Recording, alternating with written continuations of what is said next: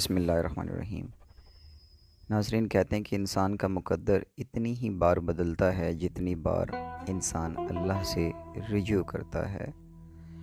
آپ صلی اللہ تعالیٰ علیہ وسلم نے ارشاد فرمایا، اللہ تعالیٰ جنت میں ایک نیک بندے کا درجہ بلند فرمائیں گے۔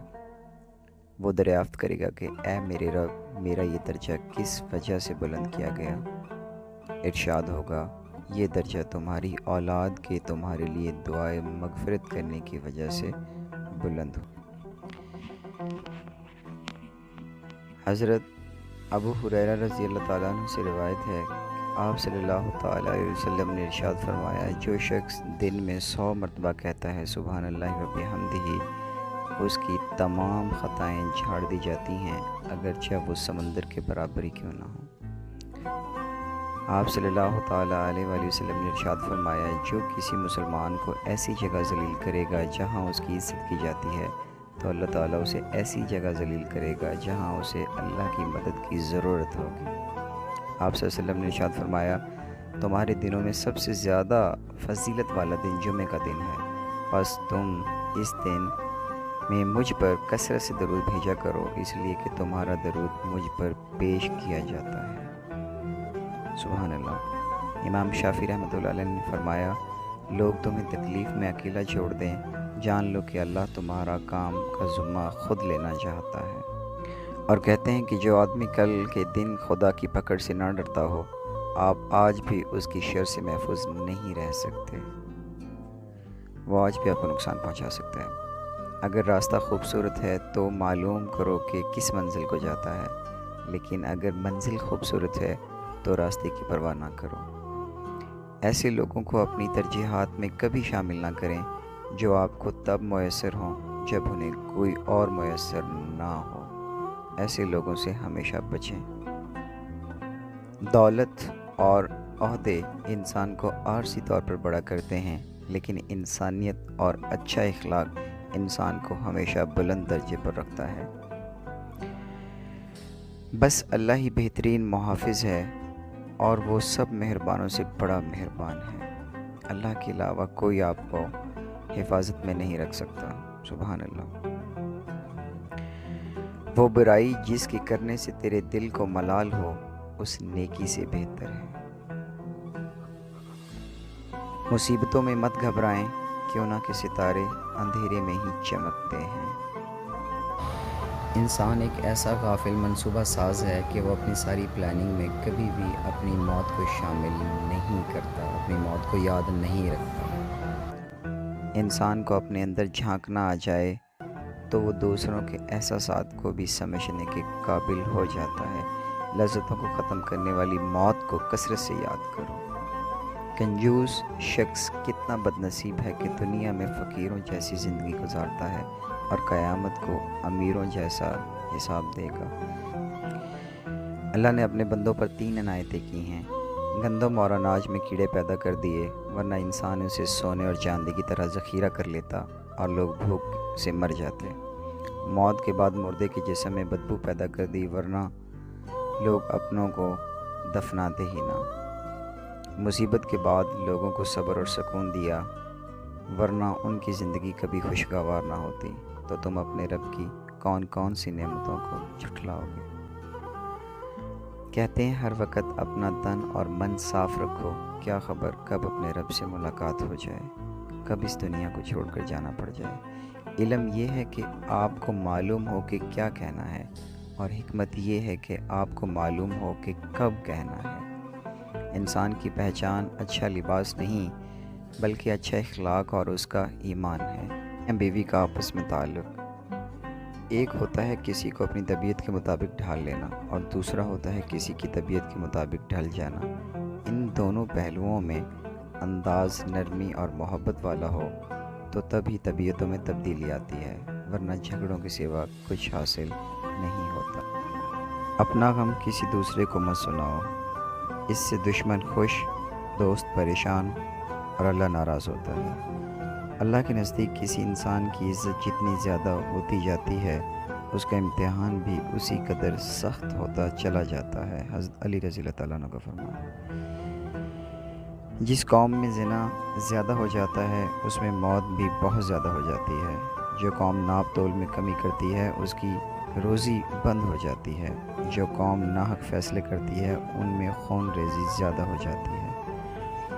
والدین وہ درخت ہیں جو پھل نہ دیں تب بھی سایہ ضرور دیتے ہیں۔ ان کے بغیر زندگی ہماری آسان نہیں ہوتی۔ اور کہتے ہیں کہ پھر ایک وقت ایسا بھی انسان کی زندگی میں آتا ہے جب دل کی ساری خواہشات ختم ہو جاتی ہیں اور دل چاہتا ہے بس وہی ہو جو اللہ چاہتا ہے۔ سبحان اللہ۔ مجھے کن سے کر تو قریب تر، مجھے اپنے در کی گدائی دے۔ مجھے اس جہاں سے غرض نہیں، مجھے اس جہاں کی رسائی دے۔ تمام انگلیاں لمبائی میں برابر نہیں ہوتی، لیکن انہیں جب موڑا یا جھکایا جاتا ہے تو سب لمبائی میں برابر ہو جاتی ہیں۔ بعض اوقات زندگی تب آسان ہو جاتی ہے جب ہم جھکتے ہیں اور نرم رویہ اختیار کرتے ہیں، اس وقت ہماری زندگی آسان ہو جاتی ہے۔ آپ صلی اللہ تعالیٰ علیہ وسلم نے ارشاد فرمایا، جو کسی تنگ دست کو میعاد گزر جانے کے بعد مہلت دے گا تو اس کو ہر دن کے حساب سے اس کے قرض کے برابر صدقے کا ثواب ملے گا۔ آپ صلی اللہ علیہ وسلم نے ارشاد فرمایا، خیرات مت روکو ورنہ تیرا رزق بھی روک دیا جائے گا۔ گننے نہ لگ جانا ورنہ اللہ تعالیٰ بھی تجھے گن گن کر دے گا۔ صحیح بخاری کی حدیث ہے۔ اللہ پاک ہم سب کو خیرات اور صدقات کرنے کی توفیق عطا فرمائے اور اپنے حفظ و امان میں رکھے۔ حضرت عمر بن خطاب رضی اللہ تعالیٰ عنہ کی 6 نصیحتیں۔ جو آدمی زیادہ ہنستا ہے اس کا رعب کم ہو جاتا ہے۔ جو مذاق زیادہ کرتا ہے لوگ اس کو ہلکا اور بے حیثیت سمجھتے ہیں۔ جو باتیں زیادہ کرتا ہے اس کی لغزشیں زیادہ ہو جاتی ہیں۔ جس کی لغزشیں زیادہ ہو جاتی ہیں اس کی حیا کم ہو جاتی ہے، اور جس کی حیا کم ہو جاتی ہے اس کی پرہیزگاری کم ہو جاتی ہے۔ جس کی پرہیزگاری کم ہو جاتی ہے اس کا دل مردہ ہو جاتا ہے۔ اللہ پاک ہم سب کو اپنے حفظ و امان میں رکھے۔ فجر اور عشاء کی نماز کا اجر۔ جس نے عشاء کی نماز باجماعت ادا کی اس نے گویا نصف رات قیام کیا، اور جس نے فجر کی نماز بھی باجماعت ادا کی اس نے گویا ساری رات قیام کیا۔ سبحان اللہ۔ آپ صلی اللہ علیہ وسلم نے ارشاد فرمایا، قیامت کے دن مجھے سب سے زیادہ پیارے اور میرے سب سے زیادہ قریب وہ لوگ ہوں گے جن کے اخلاق سب سے زیادہ بہتر ہوں گے، اور میرے غصے کے مارے اور مجھ سے دور وہ ہوں گے جن کے بدترین اخلاق ہوں گے۔ فرمان حضرت ابوبکر صدیق رضی اللہ تعالیٰ عنہ ہے کہ شکست کھانا بری بات نہیں، شکست کھا کر ہمت ہار جانا بری بات ہے۔ آپ صلی اللہ تعالیٰ علیہ وسلم نے ارشاد فرمایا، مسلمانوں اگر تم میں سے کوئی چاہتا ہے کہ اللہ سے باتیں کرے تو اس کو لازم ہے کہ وہ قرآن پاک پڑھا کرے۔ احسان فراموش اور مطلب پرست انسان سب کچھ حاصل ہونے کے باوجود بھی تنہا اور بے سکون رہتا ہے۔ خوشحالی لانے والی 7 چیزیں: قرآن پاک کی تلاوت، نماز کی پابندی، اللہ کا شکر ادا کرنا، مجبور کی مدد کرنا، گناہوں سے توبہ کرنا، عزیزوں سے اچھا سلوک کرنا، صبح کے وقت سورہ یاسین اور شام کے وقت سورہ واقعہ کی تلاوت کرنا۔ ان 7 چیزوں سے انسان کی زندگی میں خوشحالی آتی ہے، انسان کی زندگی میں رونقیں بحال ہوتی ہیں۔ حضرت علی رضی اللہ تعالیٰ نے ارشاد فرمایا، اپنے دن کا آغاز صدقہ دینے سے شروع کیا کرو، اس دن تمہاری کوئی دعا رد نہیں کی جائے گی۔ میں نے کہا تھک چکا ہوں، جواب آیا خدا کی رحمت سے نا امید نہ ہو۔ ماں کے جو قریب ہوتے ہیں دشمن بھی ان کے حبیب ہوتے ہیں۔ ماں جن کے پاس ہوتی ہے وہ لوگ کہاں غریب ہوتے ہیں۔ ماں جن کی زندہ ہوتی ہے وہ بہت خوش نصیب ہوتے ہیں۔